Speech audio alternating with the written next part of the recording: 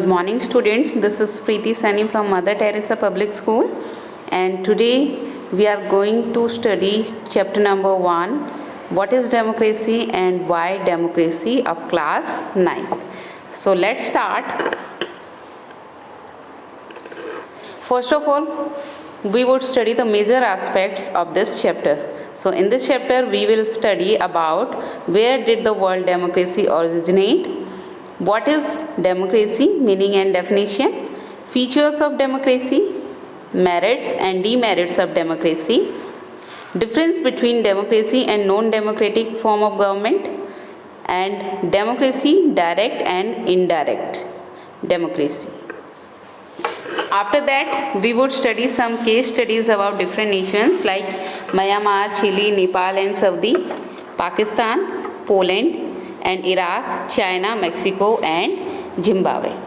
So let's start the chapter with what is democracy.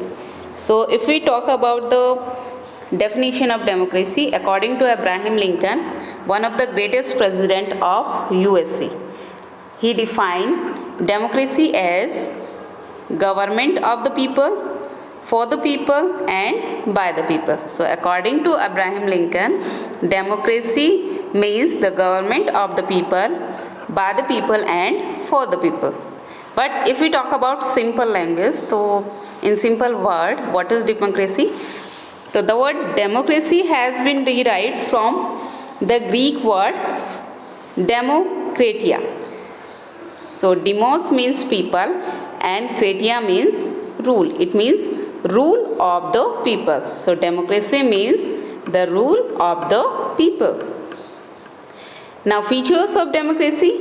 In a democracy, the final decision making power must rest with those elected by the people. It means democracy में जो final decision होता है वो जो लोगों के द्वारा जो चुने हुए elected representatives होते हैं उनके हैंड्स में फाइनल डिसीजन होता है. वो डिस्कशन करते हैं आपस में और फिर फाइनल डिसीजन लेते हैं. तो मेनली पावर जो है पीपल जो रिप्रेजेंटेटिव्स इलेक्ट करते हैं उनके हैंड्स में होती है. जैसे if you talk about Pakistan, अगर हम पाकिस्तान की बात करें, कहने को कहा जाता है कि Pakistan is a democratic country क्योंकि वहाँ पे इलेक्शन होते हैं, लेकिन ऐसा नहीं है.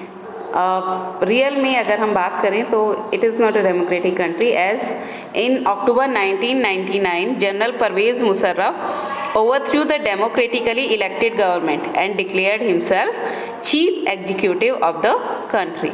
तो उन्होंने पूरी मतलब मिलिट्री पावर को अपने हाथों में ले लिया. अपने आप को क्या किया, सारी जो पावर थी वो अपने हाथों में ले ली और अपने आप को चीफ एग्जीक्यूटिव डिक्लेयर कर दिया.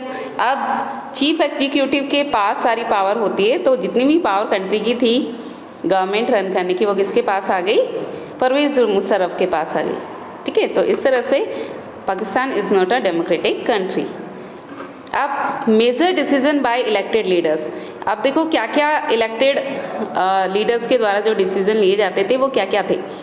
इन 2002 he issued legal framework order. तो परवेज़ मुशर्रफ ने 2002 में एक लीगल फ्रेमवर्क ऑर्डर इशू किया और according to this order the president can dismiss the national और प्रोविंशियल असेंबली. तो प्रेसिडेंट जो है वो नेशनल और प्रोविंशियल असेंबली को डिसमिस कर सकता है. जैसा कि इंडिया की अगर हम बात करें, इंडिया में जो प्रेसिडेंट है वो लोकसभा और राज्यसभा, अपर हाउस और लोअर हाउस की असेंबली को क्या कर सकता है, डिसॉल्व कर सकता है.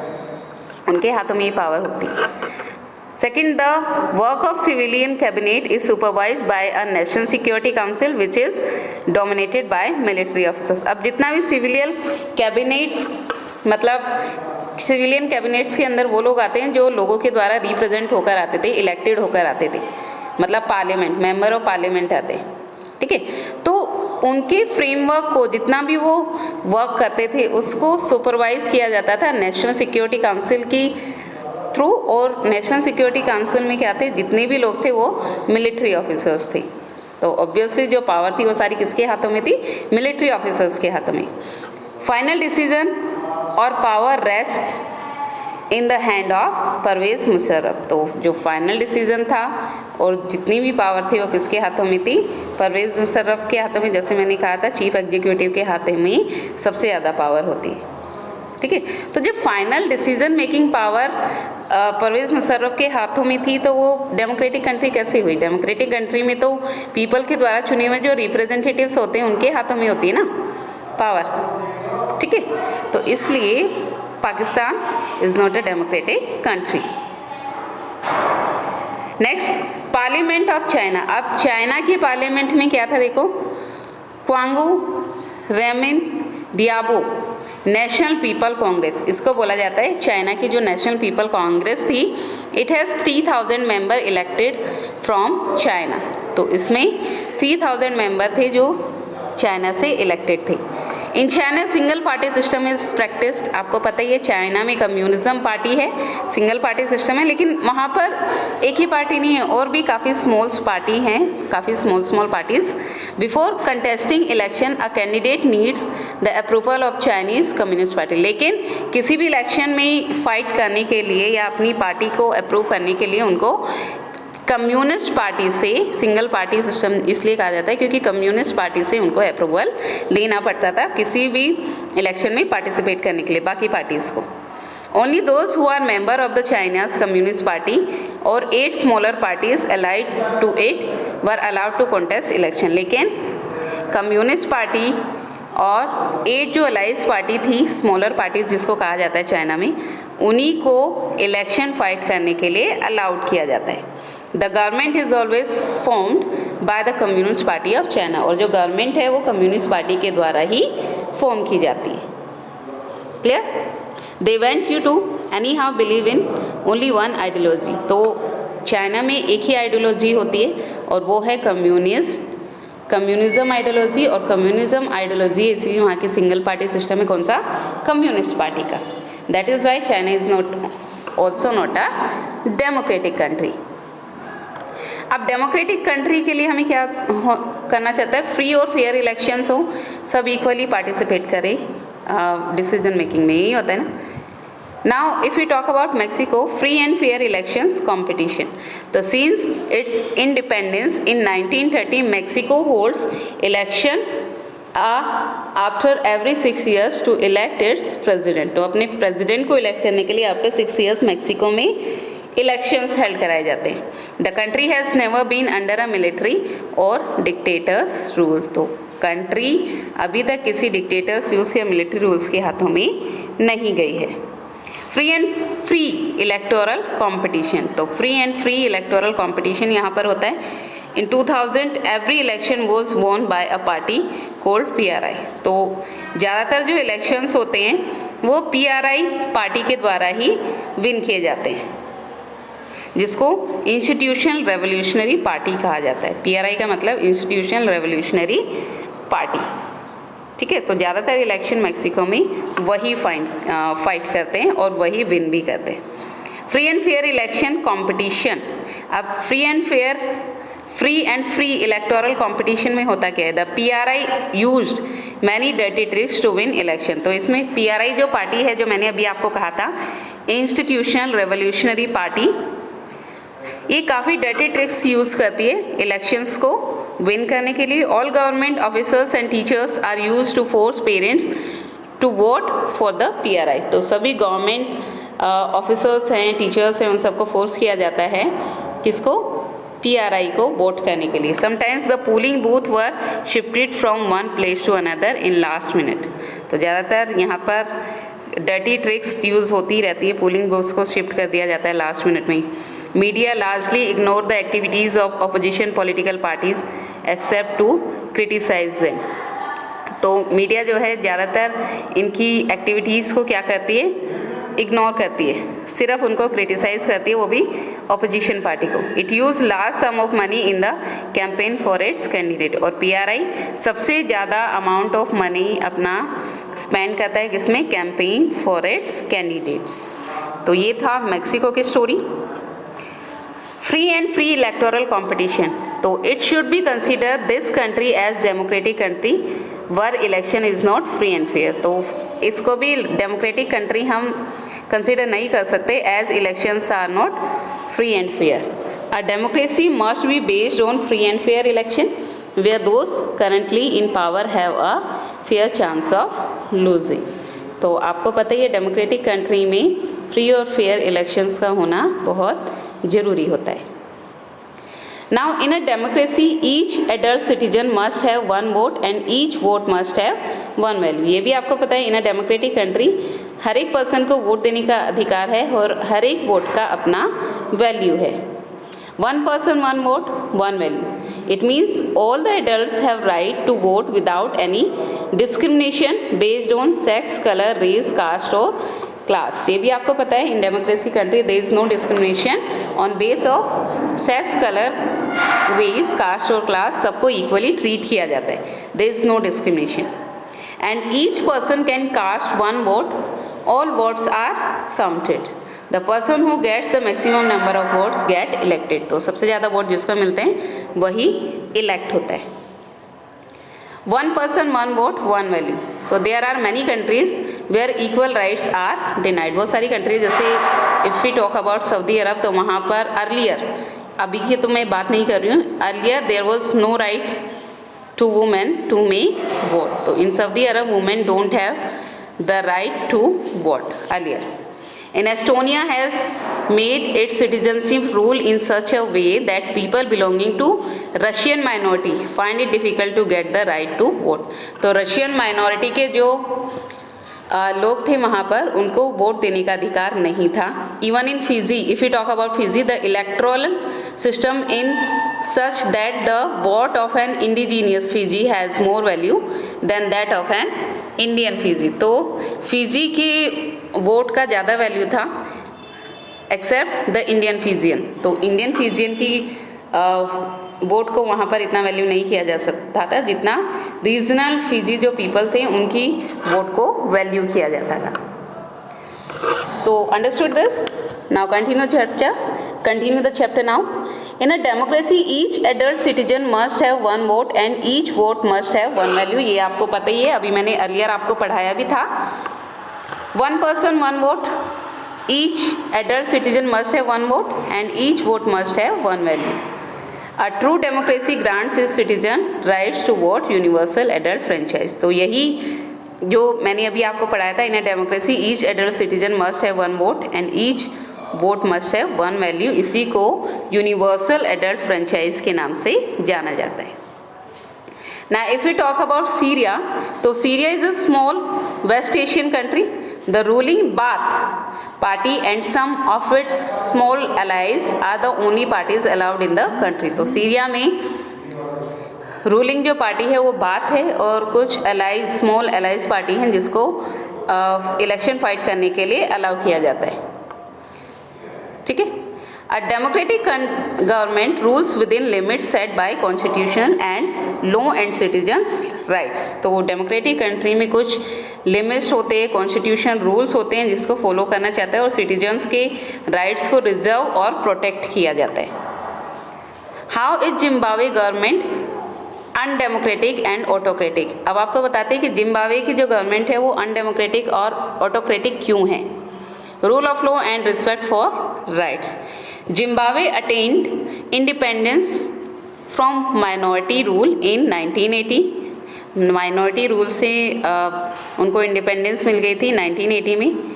जानू PF the party led the freedom struggle movement under the leadership of Robert Mugabe. तो जानू पीएफ एक पार्टी थी जिसके लीडर थे रॉबर्ट मॉक्सबी। उनकी लीडरशिप में जिम्बाब्वे को फ्रीडम मिली, ठीक है, under minority peoples. Zimbabwe has been ruled by ZANU-PF, the party that led the freedom struggle. Its leader Robert Mugabe is popular but also uses unfair practice in election। तो ZANU-PF के जो leader है Robert मॉजेब बहुत ही popular leader है, but वो भी elections में unfair practice करते थे या डर्टी ट्रिक्स को यूज़ करते थे। Constitution amended so many times to increase the powers of President Mugabe and make him less accountable। तो प्रेसिडेंट मुगाबे की पावर को इंक्रीज करने के लिए काफ़ी टाइम या काफ़ी बार वहाँ पर कॉन्स्टिट्यूशन को अमेंडमेंट किया गया कॉन्स्टिट्यूशन में। Opposition party workers are harassed and their meeting disrupted and public protest against the government are declared illegal. तो प्रेसिडेंट के अगेंस्ट कोई अगर पब्लिक मीटिंग्स हो रही है, डिस्टर्प्टेड हो रही है या फिर पब्लिक प्रोटेस्ट हो रहे हैं तो उनको गवर्नमेंट ने इलीगल डिक्लेयर कर दिया था। Television radio are controlled by the government. Okay, so a democratic government rules with the limit set by constitution law and citizen rights. ऐसा नहीं है कि आप अपने अकॉर्डिंग कॉन्स्टिट्यूशन को अमेंडमेंट करेंगे या मॉडिफाई करेंगे। एक डेमोक्रेटिक कंट्री का मतलब है कि वहाँ की जो गवर्नमेंट है वो कॉन्स्टिट्यूशन के अकॉर्डिंग रन करनी चाहिए। Next, broader meaning of democracy. अब डेमोक्रेसी का ब्रॉडर मीनिंग क्या है? ब्रॉडर मीनिंग है representative democracy is one in which people elect their representative to legislature. तो क्या करते हैं? पीपल अपनी रिप्रेजेंटेटिव को इलेक्ट करते हैं। This representative will form the government and govern. तो इस तरह से ये जो पब्लिक द्वारा चुने हुए रिप्रेजेंटेटिव्स होते हैं ये गवर्नमेंट फॉर्म करते हैं और गवर्नमेंट को रन करते हैं, रूल करते हैं। Now features of democracy. In a democracy the final decision making power must rest with those elected by the people. तो फाइनल डिसीजन किसके पास होता है? पीपल के द्वारा जो रिप्रेजेंटेटिव्स चुने जाते हैं उनके हाथों में फाइनल डिसीजन मेकिंग पावर होती है। A democracy must be based on a free and fair election where those currently in power have a fair chance of losing. तो डेमोक्रेसी में क्या होना चाहिए? फ्री और फेयर इलेक्शन होनी चाहिए। ऐसा नहीं है कि जो पावर में जो पार्टी है वो कभी लूज़ नहीं करेगी, तो उनके पास चांसेस हैं कि वो विन भी कर सकती है अगेन और लूज़ भी कर सकती है। In a democracy each adult citizen must have one vote and each vote must have one value. वही यूनिवर्सल एडल्ट फ्रेंचाइज, मतलब हर एक व्यक्ति को वोट देने का अधिकार हो और हर एक वोट की अपनी वैल्यू हो। अ democratic government rules with in limit set by constitution law and citizens rights. तो डेमोक्रेटिक कंट्री में क्या होता है? जो गवर्नमेंट होती है वो कॉन्स्टिट्यूशन की रूल्स के अकॉर्डिंग गवर्नमेंट को रन करती है और रूल करती है। Now next topic is why democracy. Democracy की ज़रूरत हमें पड़ती क्यों है? तो arguments in support of democracy, it is more accountable for of government. तो डेमोक्रेसी जो है it is more accountable form of government. It improves the quality of decision making. It provides a method to deal with difference and conflicts. It allows us to correct its own mistake. It is better than other form of government. It is considered the best form of government. That is why we need democracy. Now arguments against the democracy. अब arguments क्या क्या होते हैं against democracy? Leaders keep changing in democracy, so it leads to instability. आपको पता ही है democracy में इलेक्शंस होते हैं, बार बार लीडर्स चेंज होते रहते हैं जो इंस्टेबिलिटी को बढ़ाता है। Now it's all about political competition and power play.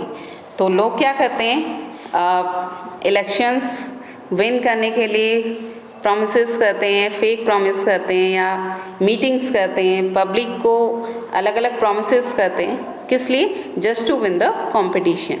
And many people have to consulted in democracy that leads to delay. तो कई बार क्या होता है? Democracy that leads to delay.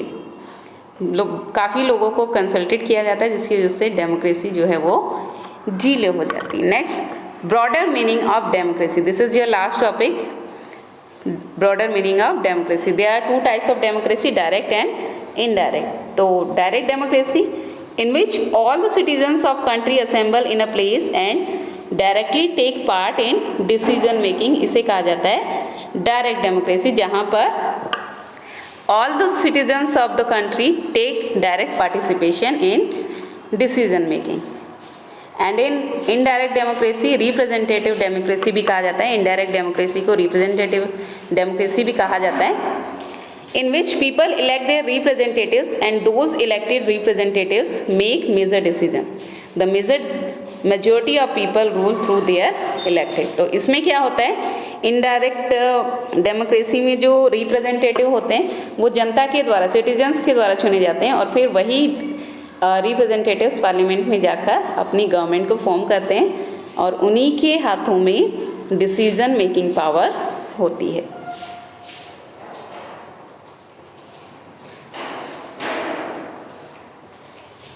So this is your chapter all about. Thank you.